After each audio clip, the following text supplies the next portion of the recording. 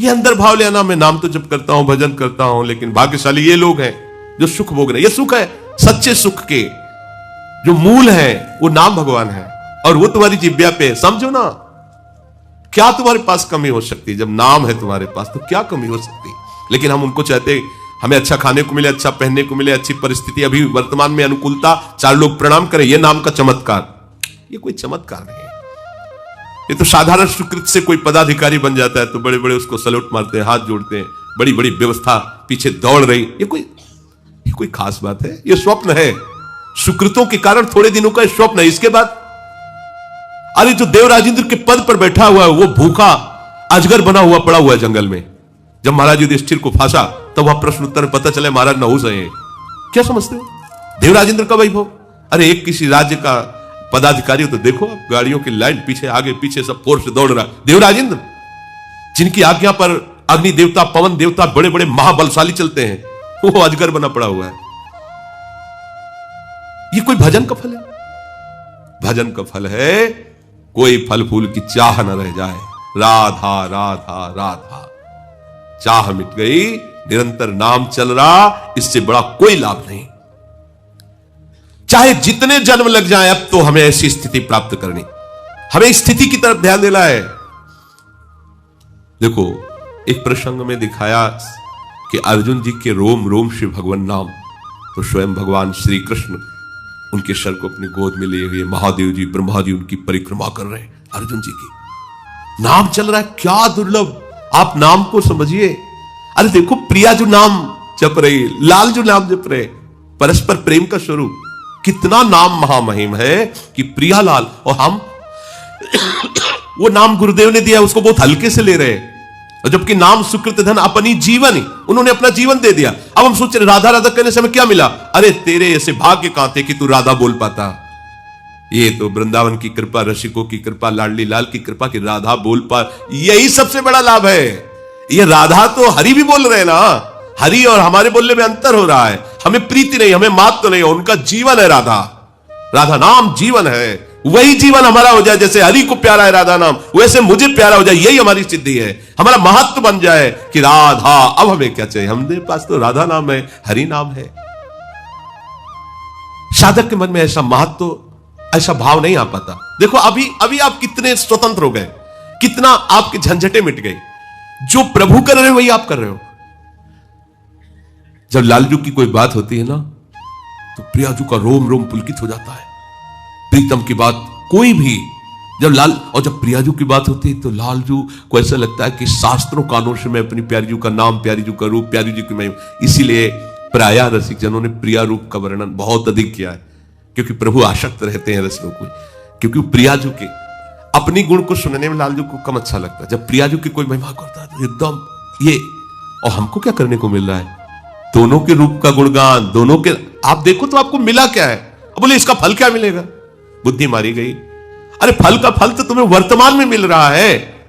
तुम्हें कितना बड़ा सौभाग्य मिला है कि तुम्हें संसारी पुरुषों की बातें नहीं करने का, संसारी पुरुषों की चाटुकारिता करने का नहीं, तुम्हें प्रभु की बातें करने का अवसर मिला है, प्रभु के नाम जपने का अवसर। ये आप समझ नहीं पा रहे, इस कृपा को आप आदर नहीं दे पा रहे। जो भगवत चर्चा है, भगवान नाम है, ये आपको महाफल मिल चुका है। बस इसमें रति होनी है, इसमें महत्व होना, ऐसा महत्व हो जाए कि फिर और कुछ नहीं चाहिए। यही हमारे हृदय में महत्व भी पैदा कर देगा। पर ये मांग तो बंद करो ना कि राधा नाम का फल हो, कि हम क्या अमुक वस्तु मिल जाए, अमुक, ये कितनी घटिया बात है। अरे आप उनके आश्रित हो तो भरण पोषण करना उनकी जिम्मेवारी है, आपकी जिम्मेवारी नहीं। कैसे वो व्यवस्था करते हैं आप वो खुद देखो। वो गरीब आदमी है क्या कि हमारे लिए उनको किसी से सहयोग मांगना पड़ेगा? अरे भाई ये जैसे पलक झपका, इसको कहा निमेश, इतने में अनंत ब्रह्मांडों की रचना हो गई। ना सीमेंट की जरूरत पड़ी है, ना मिस्त्री की जरूरत पड़ी, ना लेबर की जरूरत पड़ी। वो मालिक हमारे अगर हमको ऐसी गरीबी से या कष्ट से रख रहे, मांगने की जरूरत नहीं, क्योंकि हमको वो कुछ प्रदान करना चाहते हैं, स्थिति प्रदान करना चाहते हैं। इसीलिए चाहे जैसी परिस्थिति, सुखद या दुखद, महलों में रखे या झोपड़ी में बांध दे, हमें इससे कोई मतलब, हम तो उनके आश्रित हैं। हमारा वर्तमान का समय भजनमय, और उस भजन का फल केवल भजन। इस सिद्धांत को समझ लो, झंझट खत्म हो जाएगी। आपने इतने दिन हो गए, अभी कोई लाभ, क्या लाभ चाहते हो? इससे बड़ा कोई लाभ है? जो आपको मिला है, आप देखो तो इसी में रति हो गई तो उसे सिद्ध पुरुष कहते हैं। इसी में गाढ़ भाव हो गया तो उसी लीला में प्रवेश हो जाओगे। समझो, इसका महत्व आपके हृदय में आना चाहिए। जो आपको मंत्र मिला है, जो नाम मिला है, जो उपासना मिली, जो धाम मिला है, जो कृपा मिली, इससे बढ़कर कुछ नहीं। आपके हृदय में ये जब बात बैठ जाएगी तो नाच पड़ोगे। कल एकदम चिंतन आ रहा था शाम के एकांत में। हरिराम व्यास जी कहते, हो मन वृंदावन को श्वान, वृंदावन का कुत्ता। क्या महापुरुषों ने वृंदावन में देखा, कह रहे हो मन वृंदावन को। प्रबोधानंद जी कह रहे कि मुझे नाली का कीड़ा, और तुम्हें मनुष्य बना के रख रहे, तुम उनकी कृपा के लिए रो नहीं रहे हो कि कितनी अपार कृपा हम पर है कि बड़े बड़े महापुरुष कह रहे हैं मुझे नाली का कीड़ा बना करके रख लो इस वृंदावन धाम में, पर बाहर मत करना। कुत्ता बना दो पर बाहर मत करना। आपको मनुष्य बनाया तो भी आप उन पर भ्रकुटी तान रहे हो कि हम इतने दिनों से आपके धाम में वास कर रहे हैं, जबकि वो कृपा करके खुद वास करा रहे हैं। हम इतने दिनों से नाम जप कर रहे हैं, जबकि वो कृपा करके नाम के रूप में तुम्हारी जिह्वा पे स्फुरित हो रहे हैं, और तुम उन्हीं को भ्रकुटी दिखा रहे हो, तान रहे हो कि क्या मिला। इतने दिन से सब कुछ छोड़ करके वृंदावन वास करें, नाम जप, मुझे मिला क्या। आप उन्हीं प्रभु के ऊपर भ्रकुटी तान रहे हो जो वात्सल्य समुद्र कृपा करते जा रहे हो। आप कृपा का अनादर करते जा रहे हैं। जिस महामहिम धाम में आपको वास दिया, तुम्हारी कहीं भाग्य रेखा में कहीं नहीं है। जचवा लो किसी वो जो ज्योतिष करने वाले, उनसे जचवा लो, कुंडली बनवा के देख लो, कहीं नहीं लिखा होगा कि तुम धाम वास करोगे। ये तो महारानी जी की मंद मंद वो कृपा भीनी दृष्टि का परिणाम है कि हमें वृंदावन धाम मिल गया है। अब महत्व क्यों नहीं हो रहा, बस महत्व हो जाए, यही तो सिद्धावस्था है। आप समझो, सिद्धावस्था का मतलब क्या है।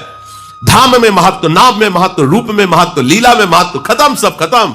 महत्व हो जाए, अभी सिद्ध हो गए। और भी तो सब बोलते हैं भगवत नाम, पर जब प्रेमी महापुरुष राधा, अगर कोई राधा बोल रहा है ना, देखो ना, ये सिद्ध महापुरुष के वचन है। जो हरिवंश को नाम सुनावे तन मन प्राण तासु बलिया। श्री हरिवंश, अच्छा, तो उनको इतना आनंद मिला कि वो कह रहे तन मन प्राण। मैं न्यौछावर करता हूं उसके ऊपर अपना शरीर, अपना मन, अपना प्राण, जिसने एक बार हरिवंश नाम सुना है। क्या हुआ, हरिवंश नाम की सिद्धि हो गई। अब महत्व को समझे। जो हरिवंश को नाम सुनावे तन मन प्राण तासु बलिया। गोस्वामी जी, तुलसी जाके मुख से धोखे निकसत राम। क्यों, क्योंकि अब राम नाम का स्वरूप उनके हृदय में प्रकाश है। बोले ताके पग की पग तलियो मोरे तन को चा। वो इतना महान पावन हो गया।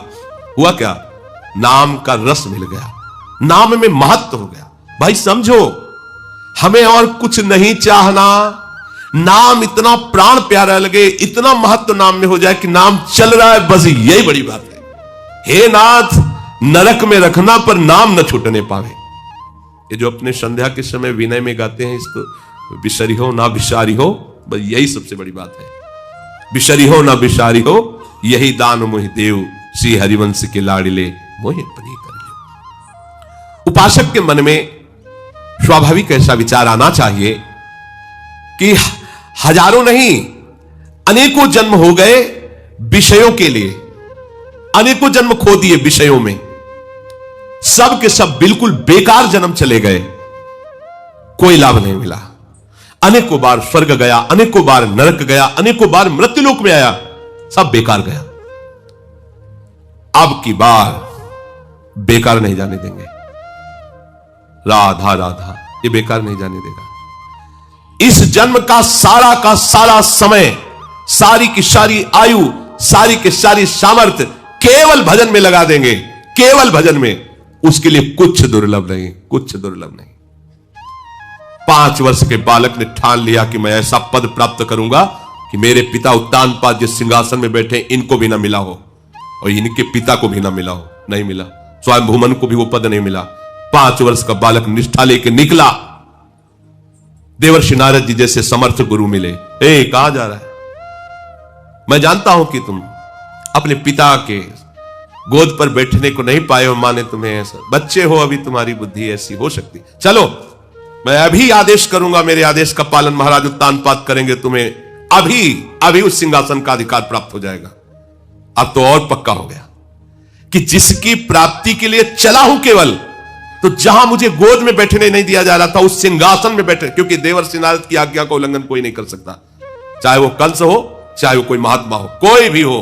दुष्ट से दुष्ट स्वभाव वाला भी झुककर देवर्षि नारद, ये ऐसे महात्मा है, कहीं भी किसी के भी दरबार में जाए सब जगह आदर, कोई इनका अनादर नहीं कर सकता, क्योंकि ऐसी बात करते थे उसको लगता था इनसे बड़ा हमारा हितैषी कोई है ही नहीं। ध्रुव जी को पता था कि ऐसे सामर्थ्यशाली महापुरुष हैं, मिथ्या का तो कहीं प्रवेश ही नहीं, अगर मेरे पिता से आदेश कर देंगे तो तुरंत सिंहासन मिल जाएगा। तो उनको सिंहासन की प्राप्ति का शब्द और दृढ़ कर दिया अपने मार्ग में। अभी तो चला हूं और मुझे वो राज सिंहासन जिसके कारण मैं निकाला गया, वो सिंहासन मुझे मिलने, अब तो छोड़ ही नहीं सकता। जिसके मार्ग में चलने पर यह मिल गया, उसकी प्राप्ति पे क्या होगा। भय दिखाया, बहुत से सिंह हैं, मच्छर है, सांप है, बिच्छी है, और दैत्य लोग भी घूमते हैं जो सीधे मनुष्य को खा जाते हैं, नरकाहार करने वाले। तुम ऐसे जंगल में जाकर कैसे भजन करो। आप क्षत्रिय राजकुमार है, एक बार दृढ़ निश्चय किया तो प्राण चाहे निकल जाए, कदम पीछे नहीं जाएंगे। चेला पक्का, तत्काल गुरु मंत्र दे दिया, जाओ। 6 महीने में भगवान भाग के आए, भाग के अपनी प्राणवायु बंद कर दी, तो संपूर्ण ब्रह्मांड की प्राणवायु बंद हो गई। भागना पड़ा भगवान को, भाग के आए, जैसे मां भाग के अपने बच्चे के पास आती है। निहाल कर दिया। हमारी आयु, हमारा समय, हमारी सामर्थ्य भजन के लिए है। बहुत जन्म संसार के लिए दे, अब ये भजन के लिए, केवल भजन के लिए। कोई समस्या नहीं, कोई प्रश्न नहीं, कोई मांग नहीं। राधा राधा राधा, हमारे अंदर ये हो रहा है, उनके अंदर वो हो रहा है, वो ऐसा कर रहे हैं, हमें दुनिया से मतलब अब नहीं। राधा राधा राधा, क्या प्रश्न है? साफ समाधान है। यही हमारा साधन, यही हमारी सिद्धि, यही हमारा साधन, यही हमारा साध्य। भजन ही हमारा जीवन है। तो अनिवीड़ चेतसा, वो योगारूढ़ महापुरुष उस तत्व को जान लेता, उस वस्तु को प्राप्त कर लेता है। अपने आप को इस मार्ग में लाने के लिए जो तैयारी चाहिए, इस स्थिति के लिए, वो ये तैयारी है। किसी भी स्थिति में मुझे भजन नहीं छोड़ना, भजन के लिए भजन करना है। मेरी गति क्या होगी इस पर छोड़ दो, मेरी परिस्थिति क्या है इसको भी छोड़ दो, मेरा निर्वाह कैसे होगा इसको भी छोड़ दो, पता नहीं मैं चल पाऊं कि ना चल पाऊं ये भी छोड़ दो। वो बहुत समर्थ है, पकड़ करके ले चलेंगे आपको। अभी इन सब बातों का चिंतन न करके राधा राधा चिंतन करना है, नाम चिंतन करना है, मंत्र चिंतन करना है, अपने आराध्य देव के जस में डूबना है, उनकी सेवा में डूबना है। ये वर्तमान का समय ही हमारी सिद्धि है।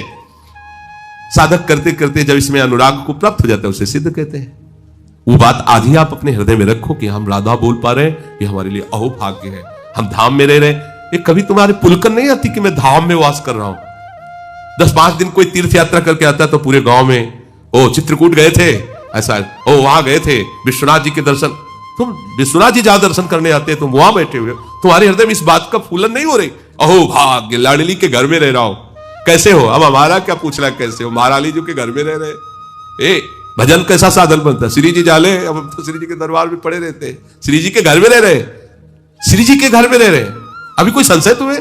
कहां जाना है? कहीं नहीं जाना, शरीर छूटना, यही रहना है, यही रहना है, हमें कहीं नहीं जाना। बोले मर के अपने नियत स्थान पे जाना, हमें तो कहीं नहीं जाना। जीवित राधा के लिए कुंज, और शरीर छूटने के बाद राधा के लिए कुंज। जीवित हम सेवा में है, शरीर छूटने के बाद सेवा में है। जीवित उनका जसगार है, शरीर छूटने के बाद उनका जसगार है। तो जो अभी कर रहे हैं वही हमें वही करना है, क्या करना है? ताल मृदंग उपंग बजावत प्रफुल्लित हो सके सारी, बीन बेड़ नूपुर ठुमकर खग मृग महाआनंद है, जिससे यहां महानंद हो मान, तो वहां यहां दोनों मिट गए। भाई यही है हमारे लिए, वहां ले गए, वहां जाला है, नहीं जाला, नहीं जाला। हमारे लिए विमान नहीं आएगा, भगवत पार्षद ले आएंगे, ले जैसे अभी घूम रहे हैं ऐसे घूमना है, यही घूमना है, यही अनादिकाल से अनंत काल तक के लिए है। ये धाम को ऐसा थोड़ी कि ब्रह्मा का बनाया हुआ है। ये पोशाक उतर जाएगी। देखो गर्मी की पोशाक अलग होती ना, सर्दी की पोशाक देख रहे हो, ऐसे निकुंज की पोशाक मिल जाएगी, सहचरी बपो। ये पांच भौतिक पोशाक उतर जाएगी और वो निकुंज की पोशाक पहनकर महारानी जी की प्रसादी पोशाक, महारानी जी की सेवा में है और सेवा में है। तो इसमें भेद थोड़ी होना कि भाई शरीर छूटेगा तब गति प्राप्त हो, ना ना, अभी मानो ना, ये आपकी मान्यता ही आपको पहुंचा देगी।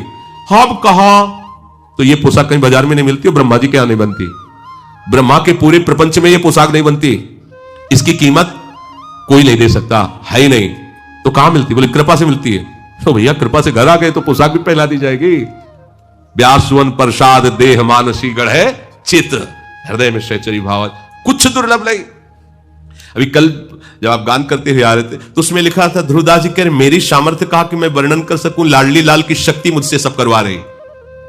ये लाडली लाल की सामर्थ्य हमको सहचरी स्वरूप देगी। हमारी सामर्थ्य कहां कि हम सहचरी भाव, हम निकुंज में प्रवेश कर पावे, जहां ये नारदाजी सुकैरगम्यम, वहां मेरा प्रवेश नहीं, ये मेरे प्रियाजू की कृपा से हो जाए। और है वो कृपा भरपूर है, नाच पड़ोगे उसको अभी स्वीकार। बस हमें यही कमी हो रही है, ये रोना स्वभाव जो है ना, रोना प्रियाजू के लिए नहीं, भिखमंगा स्वभाव, इसी में परेशान हम हो रहे हैं। अरे बादशाह लाडली जी के चरणों की रज का आश्रय, अब क्या चिंता?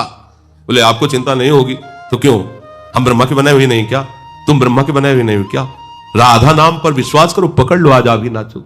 दो महात्मा भजन कर रहे थे, एक बरगद के नीचे, एक पीपर के नीचे। नारद जी वहां से निकले तो बरगद वाले ने प्रणाम किया और पीपर वाले ने भी आके प्रणाम। बोले आप तो बैकुंठनाथ के पास जाते आते रहते हो, घर जैसा है वहां नारद जी के लिए, तो आप पूछना कि हम पीपल के नीचे भजन करते हैं, बरगद के नीचे, भगवत प्राप्ति कब होगी हमें, कब भगवान दर्शन देंगे? बोले अवश्य पूछे। कुछ समय बाद वहां से वापस है, दोनों पूछा था? बोले हाँ।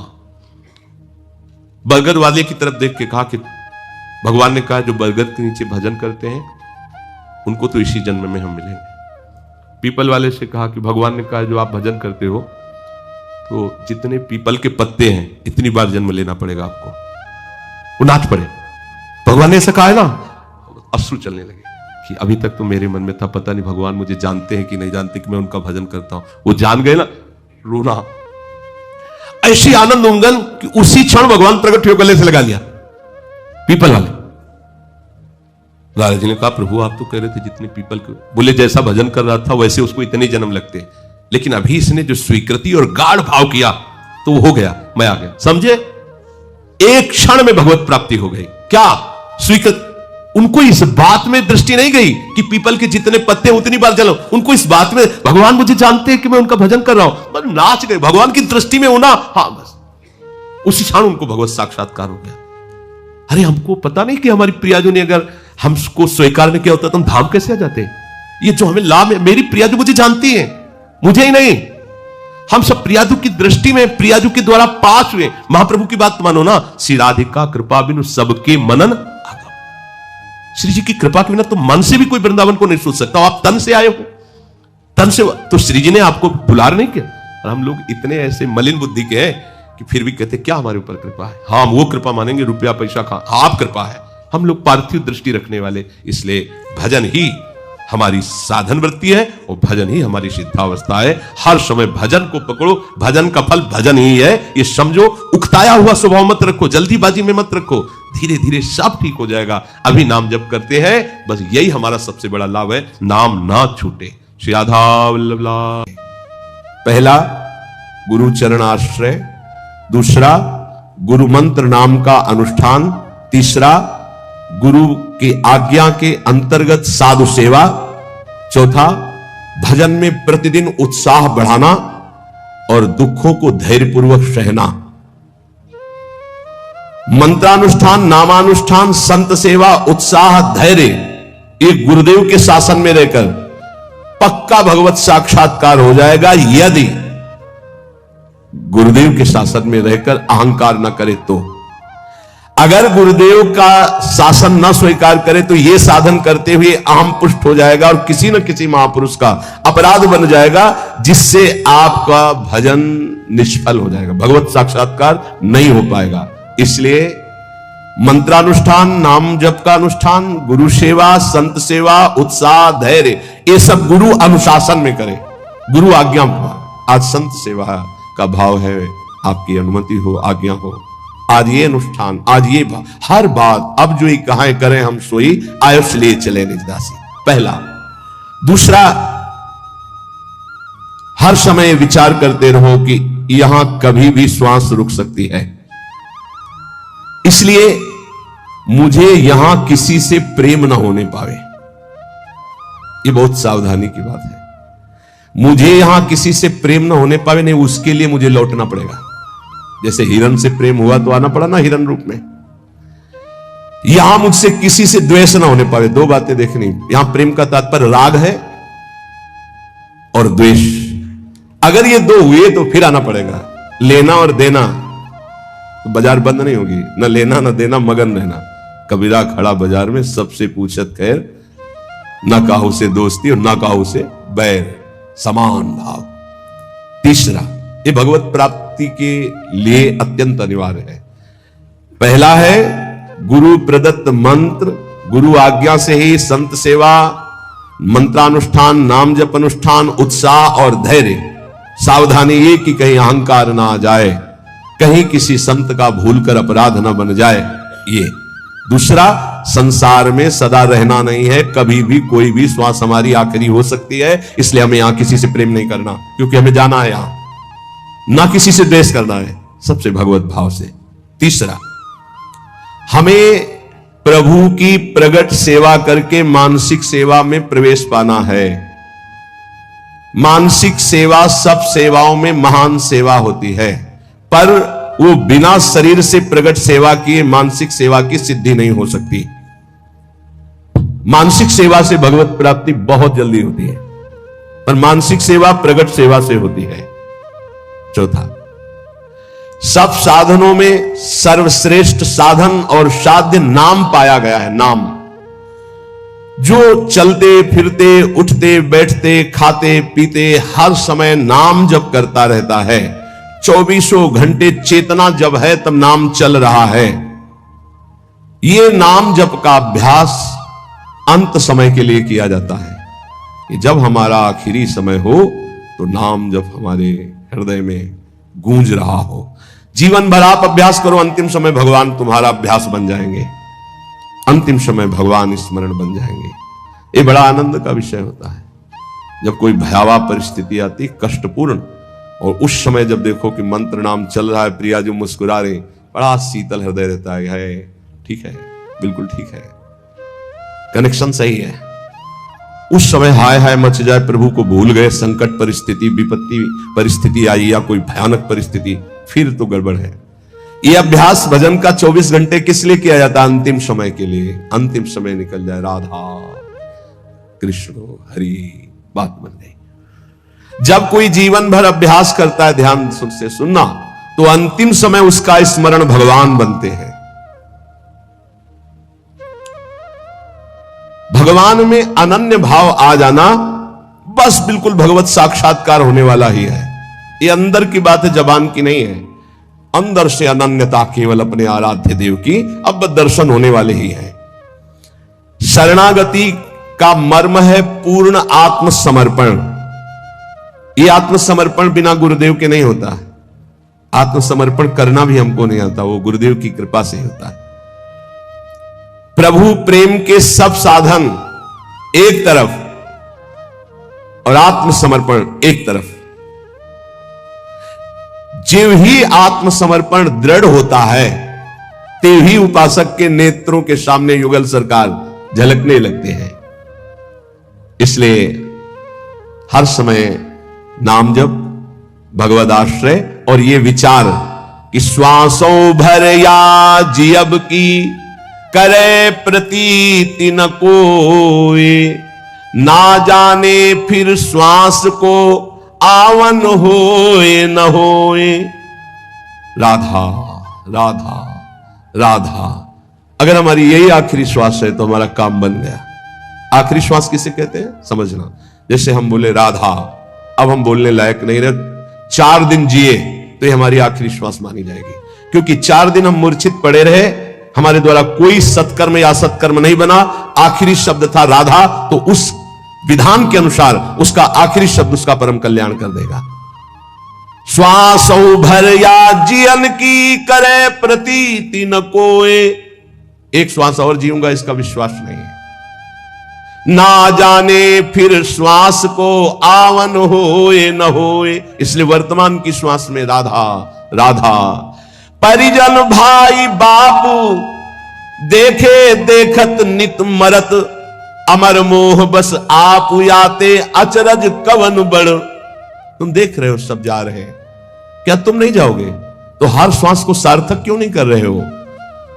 सोई निषिद्ध अरु त्याज्य सो जाते बिसरे नाम, वही निषिद्ध है, वही त्याज्य है, वही दुश्मन है जिसके संग से नाम भूल जाए।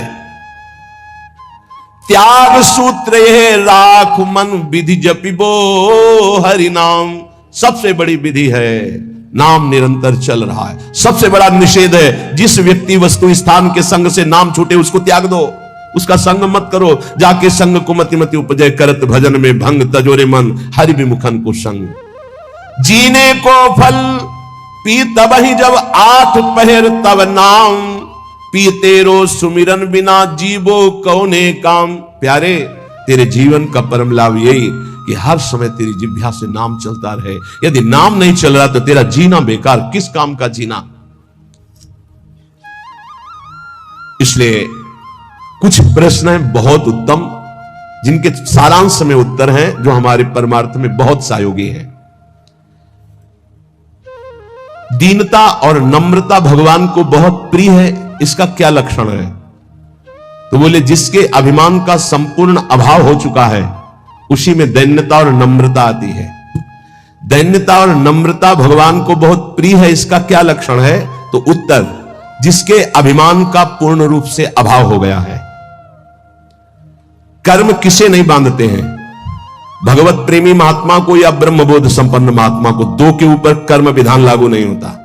सिद्ध महापुरुष भगवत प्रेमी या सिद्ध महापुरुष ज्ञानी तत्वबोध, इन दो के ऊपर कोई भी कर्म लागू नहीं होता, ना संचित कर्म, ना प्रारब्ध कर्म, ना क्रियमाण। तो कह दोगे कि बड़े बड़े सिद्धों के शरीरों में तो शरीर है क्या? वो सिद्ध हो चुके, शरीर से परे हो चुके, कोई भी कर्म उनको बांध नहीं सकता। बकाया सब कर्म के बंधन में बंधे, दो ही मुक्त है, या तो भगवत प्रेमी महात्मा या तत्वबोध संपन्न ज्ञानी। पुण्य नाश का हेतु क्या है? पुण्य कैसे नष्ट हो जाते हैं?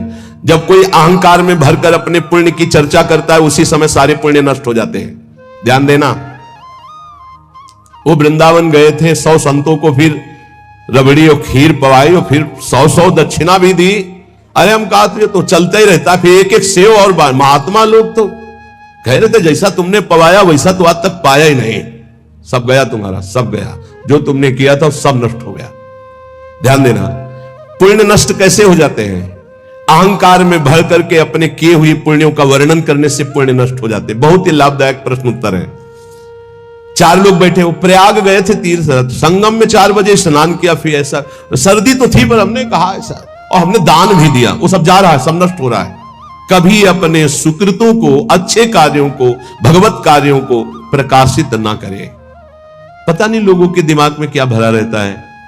अपने पुण्यों की गाथा अपने मुंह से अहंकार भर के जो करोगे वो सब नष्ट हो जाएगा। ध्यान देना, पुण्य क्षीण कैसे होते हैं? गुणों का अभिमान करके, गर्व करके पुण्यों का वर्णन करने से पुण्य क्षीण हो जाते हैं। गर्व करके अपने तपस्या, अपने सुकृतों का वर्णन करने से तत्काल वो सब नष्ट हो जाते हैं। महाभारत में प्रसंग है महाराज ययाति के भ्रष्ट होने का। केवल गर्व करके बोल दिया ऐसा ऋषि न पीछे कोई हुआ है ना आगे ऐसा होगा, तत्काल खोपड़ी के बल स्वर्ग से नीचे ढकेल दिए गए। सब ऋषियों का अपमान करने के कारण, गर्व भरे सुकृत वचन बोलने के कारण तुम्हारे पूरे पुण्य खत्म हो चुके, सब नष्ट हो गए। पुण्य क्षीण कैसे होते हैं? अभिमान भरकर अपने पुण्यों की चर्चा करने से। बहुत संभलना, लुटेरे बहुत हैं। आप गए थे, अच्छा लगा होगा वृंदावन में, क्या क्या जैसे ठाकुर जी रखे वैसे चले, नहीं सत्संग किए होगे, भजन साधन कुछ, क्या सत्संग भजन साधन, ठाकुर जी जैसे। बस किसी को अपनी थैली मत पकड़ाओ, नहीं सब खत्म कर देगा वो। हाँ वो गए थे फिर ऐसा फिर वैसा, नहीं चुप शांत, क्या ऐसे जैसे हम अपनी असत गलतियों को कभी प्रकाशित नहीं किए, तो सत बातों को क्यों प्रकाशित करें? ये तो अच्छी बात है, इसको छुपाओ, असत बातों को प्रकाशित करो। मेरे जैसा नीच कैसे, ऐसा ऐसा हमसे हो गया। हिम्मत हो तो बोलो, बोलने की हिम्मत नहीं होगी क्योंकि दुर्गति होनी है। जो पुण्य बचे उनको बोल बोलकर खत्म कर दिया जाता है। शुद्ध भाव, भगवत भाव किसके हृदय में जागृत होता है? जो सबसे ममता शून्य होता है।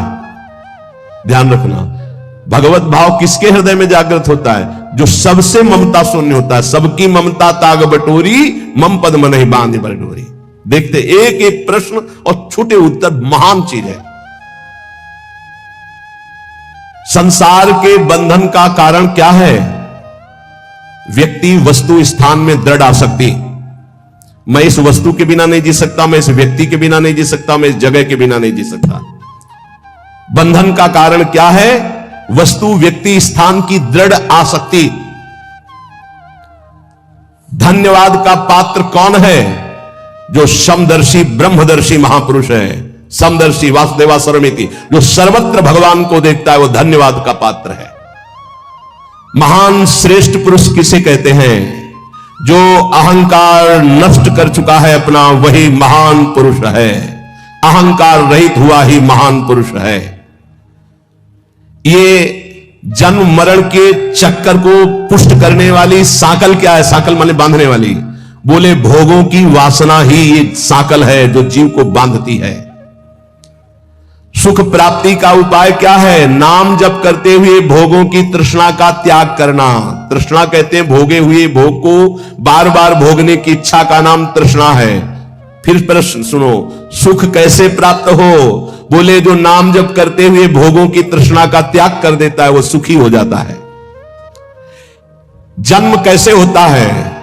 बोले अज्ञान के कारण। नरक के समान या नरक की प्राप्ति कैसे होती है? बोले काम क्रोध लोभ की वृत्तियों से। काम क्रोध लोभ की वृत्तियों से नरक के समान कष्ट और नरक भोग की प्राप्ति होती है। जागा हुआ कौन पुरुष कहा जाता है? जो ज्ञानी है, विवेकी है, उसे जागा हुआ पुरुष कहते हैं। सबसे बड़ा दुश्मन कौन? अपनी ना जीती हुई इंद्रियां और मन। सबसे बड़ा दुश्मन कौन? अपनी ना जीती हुई इंद्रियां और अपना मन। भोगों में लगा हुआ मन और इंद्रियां सबसे बड़े दुश्मन। सबसे बड़ा मित्र कौन? जिसने मन पर विजय प्राप्त कर ली, वो मन सबसे बड़ा मित्र। जिसने मन को अधीन कर लिया, अधीन हुआ मन सबसे बड़ा मित्र। दरिद्र पुरुष किसे कहते हैं? जिसके अंदर धन की तृष्णा, भोगों की तृष्णा बढ़ चुकी है, उसे दरिद्र कहते हैं। दरिद्र का मतलब गरीब नहीं होता, जिसकी जितनी मांग बढ़ गई उतना दरिद्र हो गया वो। प्रेम और ज्ञान किसको प्राप्त होता है? जिसका जितना दृढ़ वैराग्य होता है उतना ही शुद्ध ज्ञान और प्रेम प्राप्त होता है।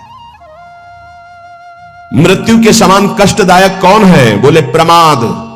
भजन में प्रमाद, दिनचर्या में प्रमाद, साधन में प्रमाद, कर्म करने में प्रमाद। ये प्रमाद ही मृत्यु के समान भयावह है। कैसे? प्रमाद किसे कहते हैं? ना करने योग्य के कार्य करने में रुचि और करने योग्य कार्य में अरुचि।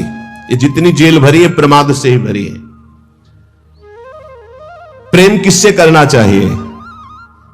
जो अपनी आत्मा है, जो अपने प्राणों से भी अधिक प्रिय है। कौन?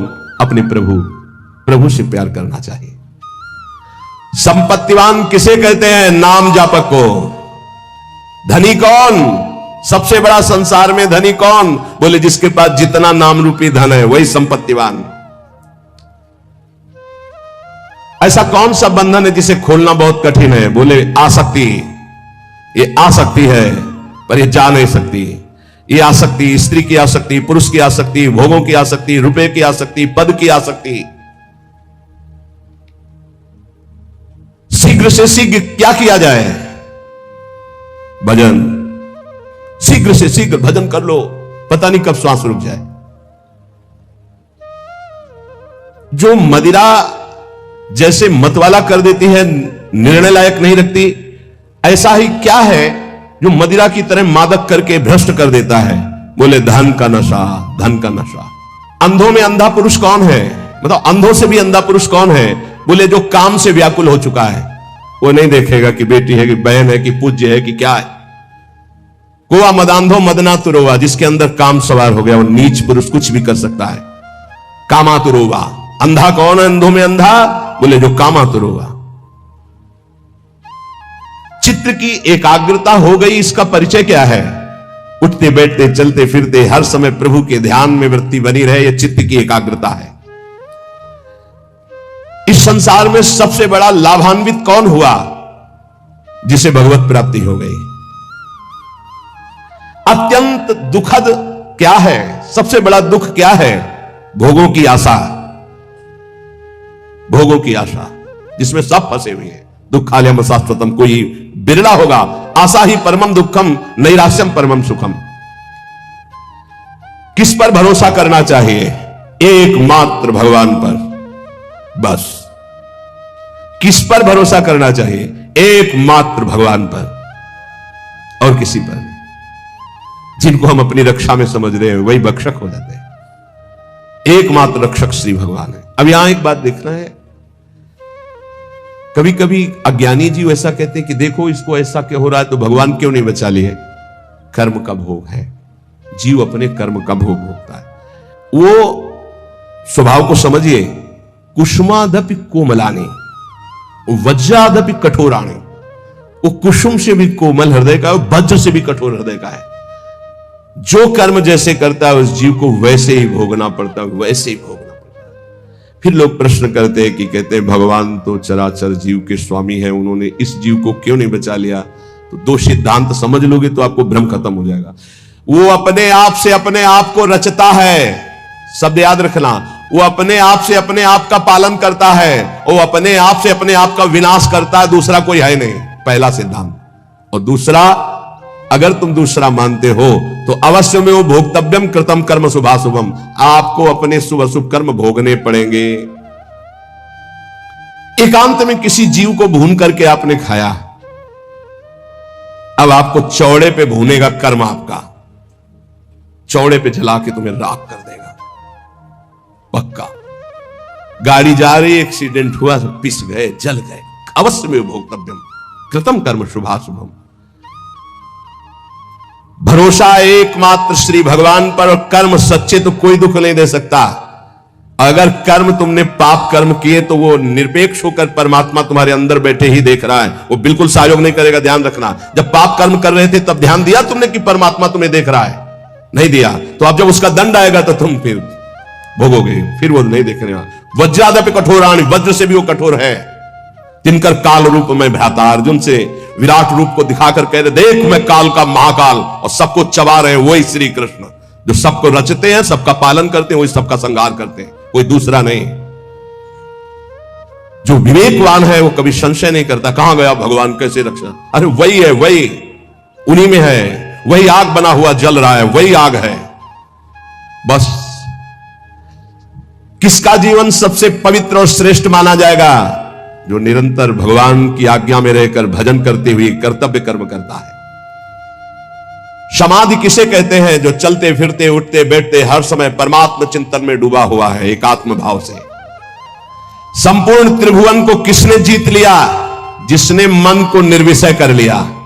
मन को जीत लिया, त्रिभुवन को जीत लिया। संसार में सबसे श्रेष्ठ और महान कर्म कौन सा है? नाम जप, नाम कीर्तन, भगवत गुण श्रवण, भगवत गुण गायन। इस संसार में सबसे बड़ा वीर महान योद्धा कौन है? जिसने कभी काम के आगे घुटने नहीं टेके। जो काम विजयी है वो सबसे बड़ा योद्धा है। महान सुख प्राप्ति का उपाय क्या है? किसी से भी आसक्ति न करना। भारी विष से भी विष कौन है? विषय भोगों की आसक्ति। सबसे ज्यादा बंधनी कौन है संसार में? जो भगवान को प्राप्त कर चुका है वो सबका बंधनी है। उत्तम कीर्ति किनकी होती है? जो निरंतर भगवान में स्थित रहते हैं। बिस्तरे सब जग विमल कीर्ति। सबसे नीच कर्म कौन सा है? काम भोग। जो धर्म विरुद्ध काम भोग सबसे नीच कर्म है। सदगुरु किसको मानना चाहिए? जो सर्वत्र भगवत दर्शन करता है। तत्वदर्शी महात्मा ही सदगुरु होता है, दूसरा नहीं। सदगुरु किसको माने? जो तत्वदर्शी है, भगवतदर्शी, सर्वत्र भगवान को देखता है। सर्वान वस्तुतया निरीक्ष परम स्वाराध्य बुद्धिर्मम, वही सदगुरु हो सकता है। सबसे भयावह दुख क्या है? मां के गर्भ में आना, जन्म लेना, फिर मरना। ये सबसे बड़े जन्मत मरत दुसा दुख होई। आनंदमय किसका जीवन है? जो निष्काम भाव से भजन में डूबा हुआ है, उसका जीवन आनंदमय है। सबसे उत्तम आभूषण क्या है? दैन्य स्वभाव। सबसे बड़ा आभूषण दैन्य स्वभाव। चिंतनीय वस्तु क्या है? ज्ञानी के लिए ब्रह्म तत्व आत्मा, भक्त के लिए प्रिय भगवान, यही चिंतनीय वस्तु है। सच्चा शिष्य कौन? जो गुरु के अक्षरशः आज्ञा पर बद्ध है, वही सच्चा शिष्य है। सबसे बड़ा तीर्थ स्नान कौन सा? बोले अपने आत्मा में स्थित हो जाना सबसे बड़ा तीर्थ। तीनों शरीरों का राग छोड़कर स्वरूप में स्थित हो जाना। सबसे बड़ा त्यागी कौन? जिसने दुर्वासनाओं का त्याग कर दिया। एक एक शब्द जब कल का चिंतन कर रहे थे तभी ये सुनना चाहिए, समझना चाहिए। यह कहा जाता है क्षमा कर दो तो क्षमा का फल क्या मिलेगा? महान परमानंद, सदा सदा के लिए दुख की निवृत्ति। सदैव क्या है सुनने योग्य? बोले भगवत चर्चा। पाप किससे होते हैं? बोले काम से। तपस्या किसे कहते हैं? इंद्रियों के संयम से। जो जलन ताप होती उसको सह जाए उसे तपस्या कहते हैं। सबसे बड़ा सुखी कौन? जिसके अंदर कोई भी चाह नहीं रह गई। चाह मिटी, चिंता मिटी, मनुआ बेपरवाह, जिनको कछु न चाहिए ते साहन के साथ। सबसे दुखी कौन? जो जितना भोगी लंपट कामना वाला उतना ही भारी दुखी। सबसे बड़ा पूज्य कौन? जो भगवत प्राप्त। भक्ति नष्ट कैसे होती है? भोगी पुरुषों के संग से और भोग करने से। साधना से ज्ञान बढ़ता है तो ज्ञान कैसे नष्ट होता है? अहंकार करने से। संसार का बंधन दृढ़ कैसे होता है? बोले सबसे राग करने से। सच्चा ज्ञान उदय हो गया, इसका परिचय कैसे मिलता है? बोले सदगुरु के चरणों में बैठ के संशय रहित होकर बात मानने से। सबसे बड़ा पाप क्या है? बोले माताओं बहनों में भोग दृष्टि से देखना। सबसे बड़ा पाप क्या है? माताओं बहनों को भोग दृष्टि से देखना। जीते जी मुर्दा कौन माना जाता है? जो पापी है, कामी है, आलसी है, क्रोधी है, वो जीते जी मरा हुआ आदमी है। मोह जीव को बांधता है। ये मोह नष्ट कैसे होता है? सब जगह व्यर्थ मिथ्या दृष्टि करने से। शरीर नहीं रह गए, अमुक ये भी नहीं रहेगा तो मोह होगा ही नहीं, सब जाएगा, सब नष्ट होगा। सबसे बड़ी दृढ़ फांसी क्या है? विषय भोगने की चाह। प्रभु किसके अधीन हो जाते हैं? प्रेम के। सुखद पवित्र आहार कौन सा है? जो भगवान को समर्पित किया गया और अल्प मात्रा में पाया जाता है। जो भगवान को समर्पित किया हुआ प्रसाद और अल्प मात्रा में पाया जाता है, थोड़ा। उत्तम स्वभाव वाला कैसा होता है? हर प्रकार से शांत रहना। कोई कितना गुस्सा दिलाए, गुस्सा ना होना। संगति किसकी बुरी है? दुराचारी पुरुष की। दुराचारी की संगति सबसे बड़ी बुरी। वो चाहे स्त्री शरीर हो चाहे पुरुष शरीर हो, जिसके संग से सदाचार नष्ट हो रहा हो, तत्काल दूरी बनानी चाहिए। सबसे छोटा नीच किसे माना चाहिए? जो बात बात पर याचना करता रहता है। चाहे किसी व्यक्ति से हो, चाहे भगवान से हो, किसी याचना मांगना जिसका स्वभाव पड़ गया है। तुम्हारे लिए घबराने की कोई बात नहीं है। तुम पर उनकी कृपा हो चुकी है, तभी तो तुम्हें अपनी करतूतों पर पछतावा हो रहा है। यदि कृपा ना होती, कृपा पात्र का लक्षण क्या है कि हम पर कृपा हो गई। हमारे द्वारा जो भगवत विरुद्ध आचरण हो, शास्त्र विरुद्ध आचरण हो, उन पर मुझे जलन होनी चाहिए, पछतावा होना चाहिए। ये कृपा पात्र का लक्षण है। जो पापी पुरुष हर्षित होकर पाप करते हैं वो अकृपा है, और जिनसे पाप तो हुआ, पाप हो भी रहा है पर वो जल रहे हैं, वो कृपा पात्र हैं। वो एक दिन शुद्ध हो जाएंगे। तुम्हें अब भय के कांपने की जरूरत नहीं है। जिस कृपा ने तुम्हें ये वृत्ति दी है कि मैं पापी हूं, मैं जल रहा हूं, मैं रो रहा हूं, वो कृपा तुम्हारा निस्तार करने के लिए ही तुम्हें ऐसा पछतावा पैदा करा रही है।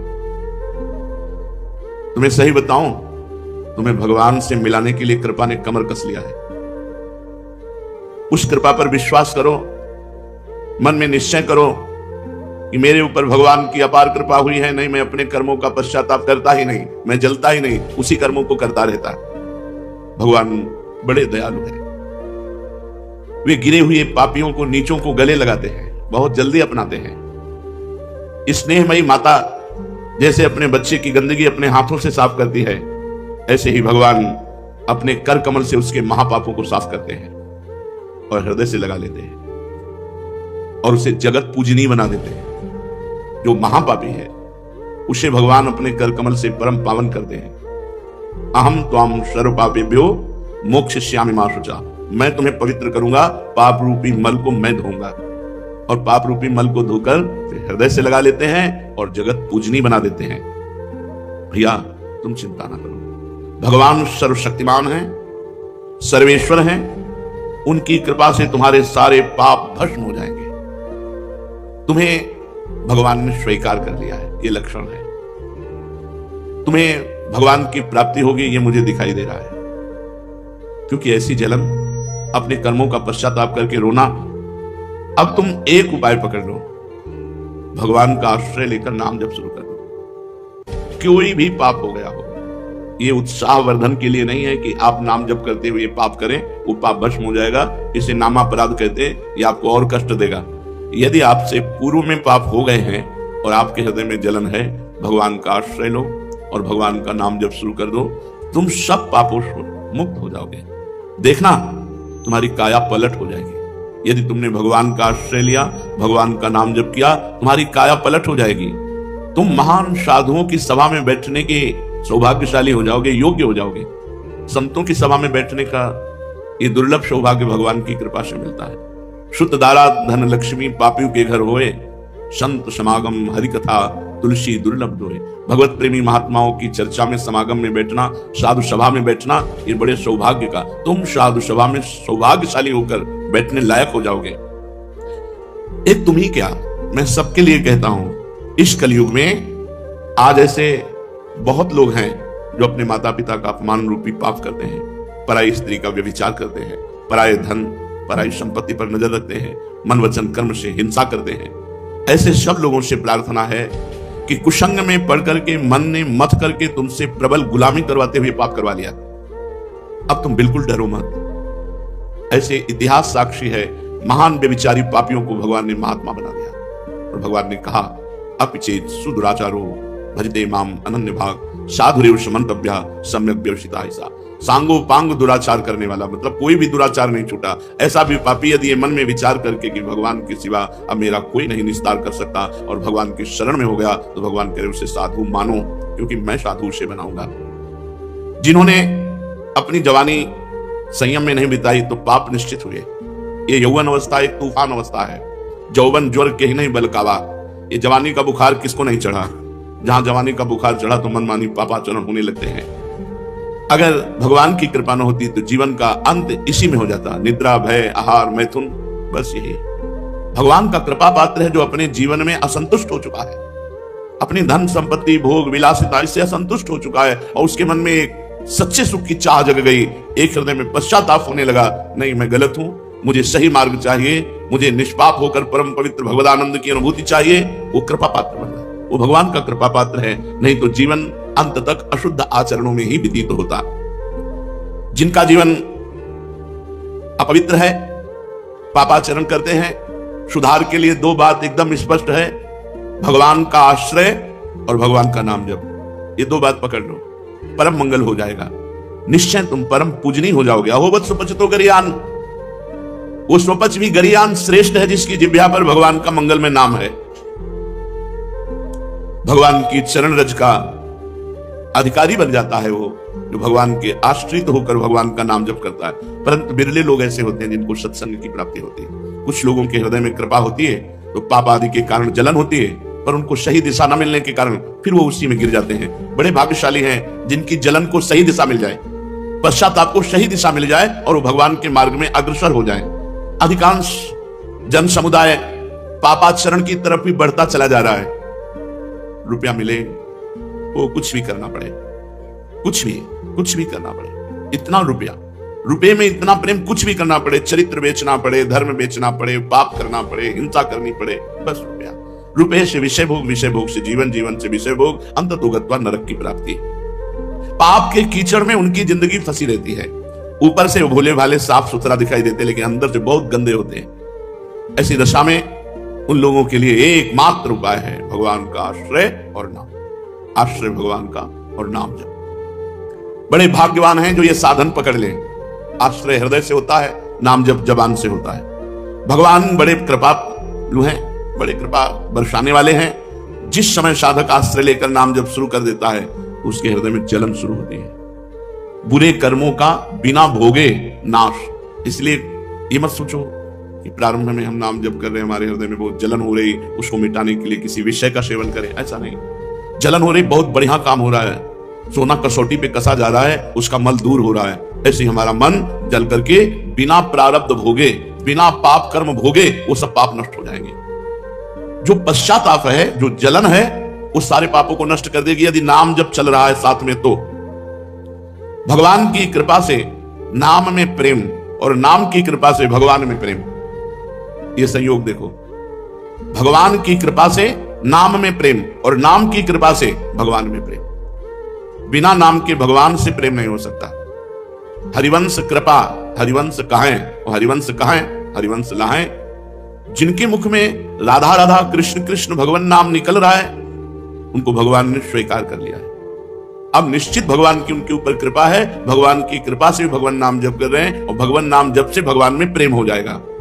फिर जो प्रेम सुधा का पान होता है, असल में तब पूर्ण पवित्रता होती है जब हृदय निष्काम होकर भगवान के प्रेम में द्रवित होकर आंखों से आंसू बहते हैं, रोमांच होता है, हृदय द्रवित होकर बहा जा रहा है, आहा भरकर पुकार रहा है राधा राधा राधा। अब पूर्ण पवित्रता हो रही है, पापों का सच्चा प्रायश्चित हो रहा है।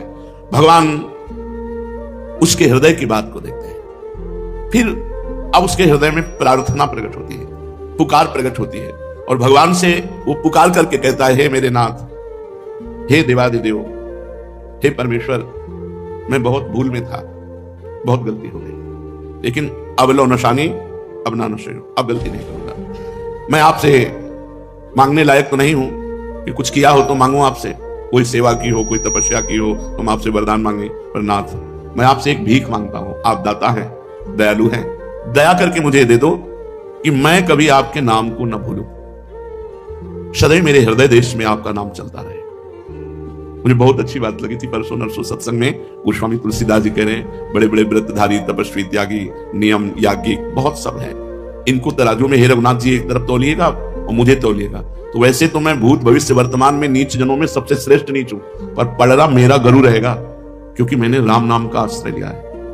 मैंने और कोई व्रत नियम तीर्थाटन कोई और यज्ञ याग आदि नहीं, केवल आपके नाम का आश्रय लिया। इसलिए रघुनाथ जी तुम तौल के देख लो, हमारा पलड़ा भारी रहेगा, बस नाम को पकड़ लो। यहां कह रहे प्रभु, यद्यपि मैं मांगने का अधिकारी नहीं हूं, क्योंकि मांगने का अधिकार तब होता है जो सेवा की हो, तपस्या की हो, व्रत नियम अनुष्ठान आदि, तो उसके बदले में मैं कुछ मांगू, पर मैं भीख मांग रहा हूं। भीख मांगने का तो अधिकार है ही, आप बहुत बड़े दाता हैं। नाथ मैं आपसे एक भीख मांगता हूं कि मैं आपके नाम को अपने हृदय से कभी भूलूं नहीं, बस यही जिंदगी का लाभ है।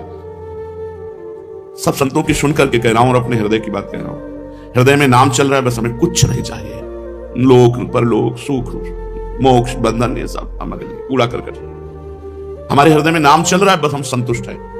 नाम छूटा फिर हमारे पास कुछ नहीं है, फिर हमारे पास कुछ नहीं। जैसे भरे दरियाओं में नाव पलट जाए तो फिर तैरना आता नहीं, मरना ही है। ऐसे इस भाव समुद्र से तैर कर पार चला जाए, ऐसा वीर कोई बिरला भगवान ही है। इससे पार तो भगवान ही हो सकते हैं, दूसरा कोई नहीं हो सकता, या भगवत स्वरूप महापुरुष। लेकिन अपने लोग जैसे हैं तो अपने तो उनकी नाम रूपी नाव में बैठे हैं। नानक नाम जहाज है, चढ़े से उतरे पार। नाम रूपी जहाज में बैठ गए, अर्थात निरंतर नाम जब। अगर नाम छूटा तो मानो नाव पलट गई, अब कहां तैरना आता नहीं तो डूब जाएंगे भाव समुद्र में। इसलिए प्रभु मैं आपसे प्रार्थना करता हूं, आप मेरे हृदय देश में सदैव अपने नाम को चलाते रहिए, ये नाम चलता रहे। तुम ही मेरे अब जीवन के आधार हो। इस क्षण क्षण बदलने वाले, पल पल बनने मिटने वाले संसार में जो कुछ भी हो रहा है, जो कुछ भी सामने आ रहा है, जो कुछ भी हिल डुल रहा है, वो सब आपकी सामर्थ्य से हो रहा है। नाथ अब ऐसे हमसे कोई आचरण ना हो जिससे आपका भजन छूट जाए, आपका आश्रय छूट जाए। क्या करे, यहां जो कुछ भी हो रहा है वो सब आपकी सामर्थ्य से हो रहा है। तो हे नाथ, अब आप ऐसी कृपा करो, अपनी माया को डांट दो, हमें ऐसी सामर्थ्य दो कि आपके विरुद्ध अब पापाचरण न हो, नाम न छूट जाए, आपका हृदय से चिंतन न छूट जाए। मेरा मन, मेरे प्राण अब आपके हवाले है।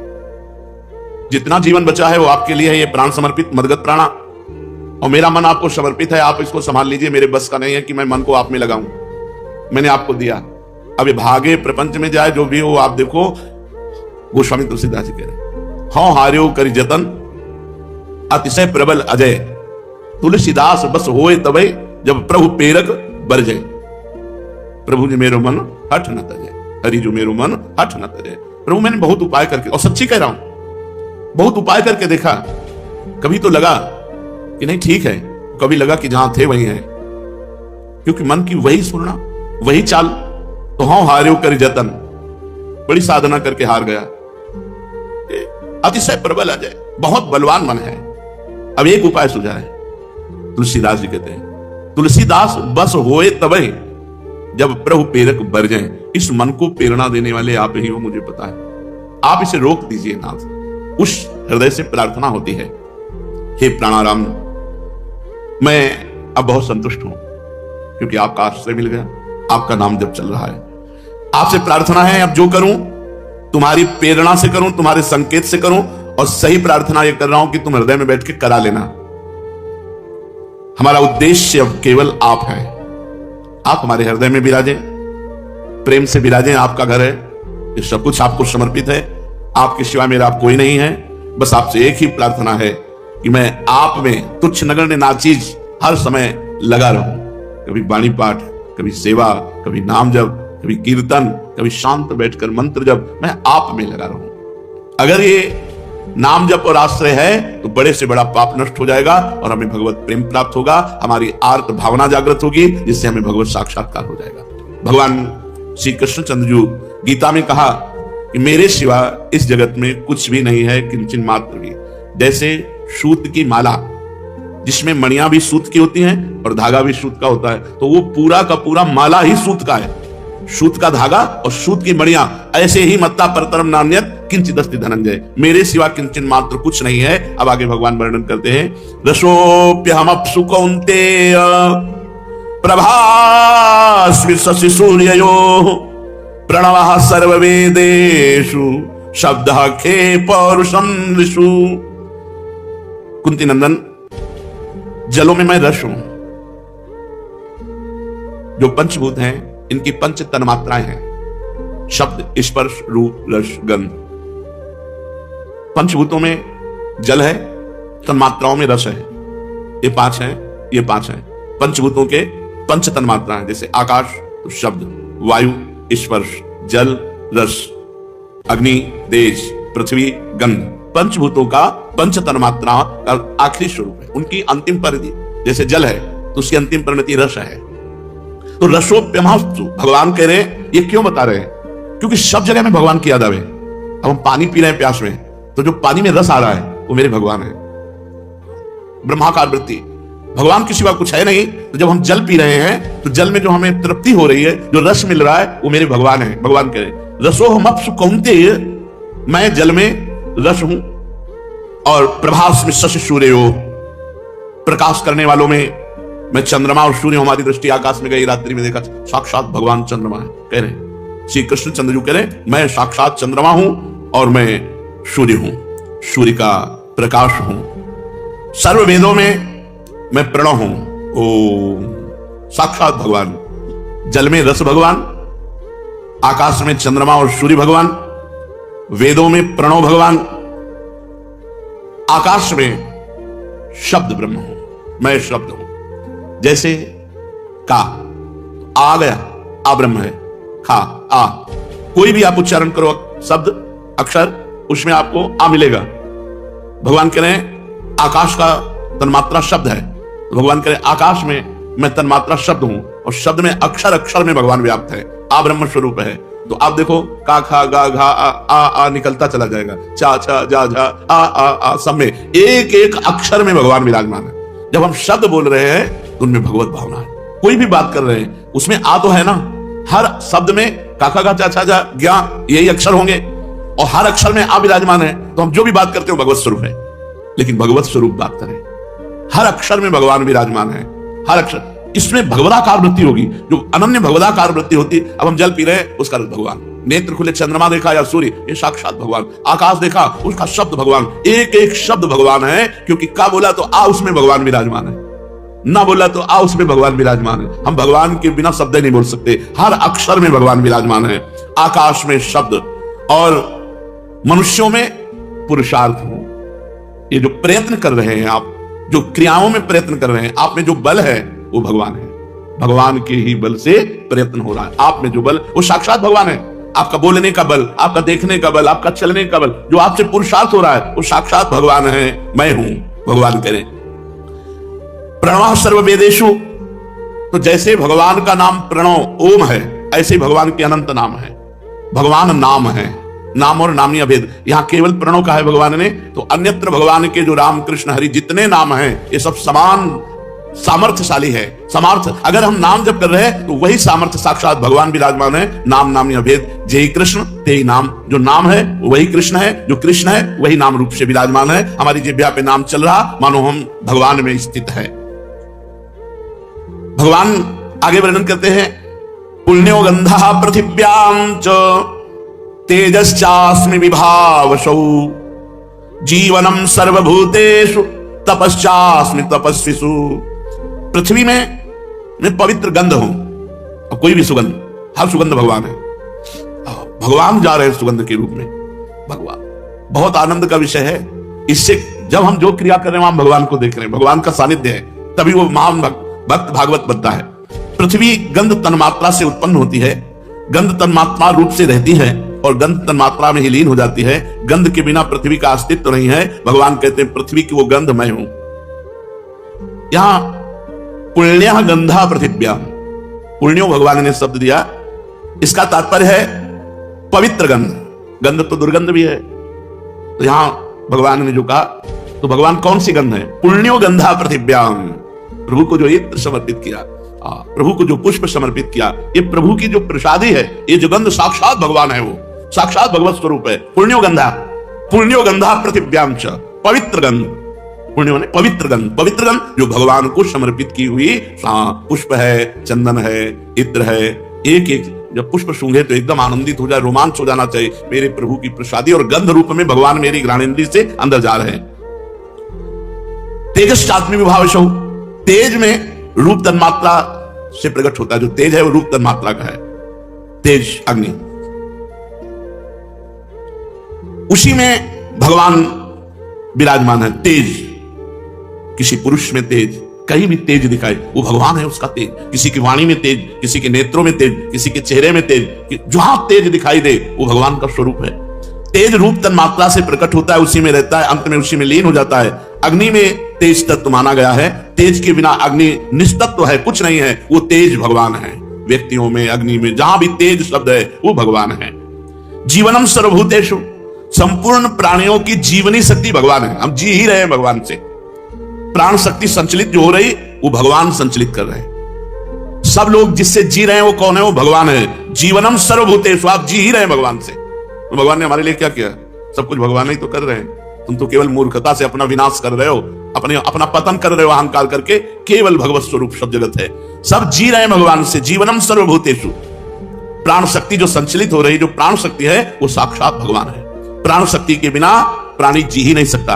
प्राण शक्ति के कारण गाढ़ नींद में सोता हुआ भी आदमी मुर्दा नहीं होता, जीवित माना जाता है। वो प्राण शक्ति भगवान है, जीवन की जीवनी शक्ति भगवान है।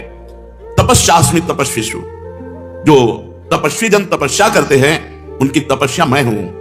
आप ब्रह्मचर्य से रह रहे हैं, भूख प्यास सहकर भजन कर रहे हैं, आप और भी मनोरंजन त्याग कर, कष्ट सहकर, परिवार का त्याग करके भजन कर रहे हैं, ये साक्षात भगवान है। भगवान ही इस रूप में है, त्याग रूप में, तपस्या रूप में, द्वंद्वों को सहना, मान अपमान सहना, ये साक्षात भगवान है। इस बल रूप में भगवान है। द्वंद्व सहिष्णुता को तप कहते हैं। परमात्मा तत्व की प्राप्ति के लिए चाहे जितने कष्ट आवे, जो निर्विकार भाव से सह जाता है उसे तपस्वी कहते हैं। और ये तपस्या साक्षात भगवान है। वही तपस्वी है जो भगवत मार्ग में आए हुए कष्टों को आनंद पूर्वक सह जाता है, और वो तपस्या भगवान, अर्थात सहन शक्ति भगवान। जितनी बड़ी सहनशीलता है उतने भगवान तुम्हारे हृदय में प्रकाशित हो गए। बीजम माम सर्वभूतानां विद्धि पार्थ सनातनम, बुद्धिर्बुद्धिमतामस्मि तेजस तेजस्विनामहम। बीजम माम सर्वभूतानां विद्धि पार्थ सनातनम, हे पार्थ, हे अर्जुन, संपूर्ण प्राणियों का मैं ही बीज हूं। बीज से ही सब प्रकट होते हैं। जो वीर्य शक्ति है उसी से सबका सृजन होता है। बीज को भगवान अपना स्वरूप मान रहे हैं। ये जो सृजन करता बीज है संपूर्ण चराचर जगत का, मैं हूं। भगवान ही है। जैसे कहा कि पहले वृक्ष हुआ कि बीज, तो पहले बीज, तो बोले वृक्ष कौन है? भगवान। भगवान से इस सृष्टि का सृजन होता है। तो बोले अविनाशी बीज मैं हूं, किसी वृक्ष से नहीं प्रकट हुआ, वो स्वयं भगवान बीज बने हैं। सबका कारण मैं ही हूं। यज्ञ आदि में अपना समय लगाकर भगवान से विमुख होकर खुद भोगों के भोगने में मगन हो, और ये जो भौरों का गुंजार है, सूत मागत बंदी जन जो तुम्हारा यश गा रहे हैं, ये भी किसी काम में आने वाला नहीं। काल शिकार में लिए हुए सबको बस बाण संधान की जरूरत है। तुम वो मृग हो जो अपने आप को भूले हुए हो और काल के शिकार में आ चुके हो। श्रवणेंद्री लगाए हुए हो, सूतमागत बंदी जन तुम्हारा यश गाते हैं, उसके अहंकार में हो कि महाराजा आप तो ऐसे, आप तो ऐसे। अंतर्मुखी हो और भगवान श्री हरि की आराधना करो। ये कामी पुरुष जहां नहीं पहुंच सकते, वहां भगवान का नाम जप करने वाला जाता है। श्री हरि को प्रसन्न करो और विरक्त हो जाओ इन यज्ञों से भी और परिवार से भी और भोगों से भी। राजा प्राचीन बरही ने कहा, भगवान कृपा कृपा कृपा, मेरे तो ज्ञान चक्षु खुल गए आपके उपदेश से, इसीलिए सत्संग के समान न तुम मर्त्यलोक के सुख को, न देवलोक के सुख को, और न मोक्ष के सुख को। तात स्वर्ग अपवर्ग सुख धरी तुलाय कंग, तुलनताय सकल मिली, जो सुख लव सत्संग। थोड़ी देर देवर्षि नारद जी का सत्संग हुआ। राजा प्राचीन बरी कहने लगे, कृपा कृपा कृपा, जो आपने उपदेश दिया मेरे ज्ञान चक्षु खुल गए। अभी तक मैं जिनको अपना उपदेशक गुरु मानता रहा, इन आचार्यों को भी निश्चित परम तत्व का ज्ञान नहीं है। ये मुझे कर्म में ही लगाए हुए थे। यदि इनको ये ज्ञान होता तो आज तक मुझे क्यों उपदेश नहीं दे देते। मुझे तो बड़ा संशय खड़ा हो गया था कि यही जीवन का परम लक्ष्य है, पर आज साधु समागम ने एक क्षण में सारे संशय काट दिए। ये वेदवादी जगह जगह ऐसे कर्मों की प्रशंसा करते हैं कि इस शरीर को छोड़कर स्वर्ग जाकर ऐसी अप्सरा, ऐसा विमान, ऐसा ऐसा, इसी में मन फंस जाता है। किंतु आप जैसे महापुरुषों का एक क्षण का संग समस्त कर्मजाल को काट देता है। नारद जी ने कहा, राजन, स्थूल शरीर सूक्ष्म शरीर के अधीन है और स्थूल सूक्ष्म दोनों मिलकर कर्म करते हैं। स्थूल शरीर यही छूट जाता है और जीवात्मा को सूक्ष्म शरीर के साथ जाकर भोगना पड़ता है। मरने के बाद भी सूक्ष्म शरीर रहता है, परलोक में उसे दुख या सुख भोगना पड़ता है। इसलिए जीवित अवस्था में शरीर का अभिमान त्याग कर दो। यही खास समस्या है, शरीर खास समस्या है। मन के द्वारा जीव जिन जिन को ये कहता जाता है कि ये मेरे हैं, ये मैं हूं, ये मेरे हैं, उसी में फंसता जाता है। जबान से भी नहीं कहना, मन से भी नहीं सोचना ये मेरे हैं। यही बात तो समझानी है। गृहस्थी में नाथ सकल संपदा तुम्हारी, मैं सेवक समेत सुत नारी। सब कुछ आपका प्रभु, मैं सेवक हूं आपका। ये चमत्कार माया का है। अगर एक बार बोल दिया मैं आपके बिना जी नहीं सकता, तो आपकी हालत ऐसी हो जाएगी कि आप उसके बिना जी नहीं सकते, चाहे वो विषय हो, चाहे वो वस्तु हो, चाहे वो व्यक्ति हो, चाहे स्थान हो। बहुत चमत्कार है माया का, भूल से नहीं बोलना। अगर बोल दिया कि मैं आपके बिना जी नहीं सकता, तो स्थिति आपकी जागृत हो जाएगी, मैं आपके बिना जी नहीं सकता पक्का, मैं आपको बहुत प्यार करता हूं। झूठ से बोलते रहो और सच्ची में आपकी स्थिति हो जाएगी कि आप उससे हट नहीं सकते। बहुत जबान से भी नहीं, मन से भी नहीं। नारद जी कह रहे हैं, जीव मन के द्वारा जिन स्त्री पुत्र आदि को ये कहता है ये मेरे हैं, वो उसी में फंस जाता है। फिर उनके लिए किए हुए पाप पुण्य आदि कर्मों को वो ऊपर जाकर अकेला भोगता है, कोई साथ नहीं होता। फिर उसको कर्मों के भोग जो शेष बचते हैं उसे फिर जन्म लेना पड़ता है। ज्ञानेंद्री, कर्मेंद्री और चित्त की दशा, ये बूढ़े अवस्था में अनुमान हो जाता है कि इसका जन्म किस योनि में होगा। विद्वान जो भगवत अनुरागी, भगवत मार्ग, वो देख के बता सकता है अगला जन्म इसका किस योनि का होगा। ज्ञानेंद्री, कर्मेंद्री और चित्त की चेष्टा, ज्ञानेंद्री कर्मेंद्री दो बाह्य चेष्टाओं से और चित्त की दशा से पता चल जाएगा, जब वाणी से बोलेगा इसका जन्म किस योनि में होगा।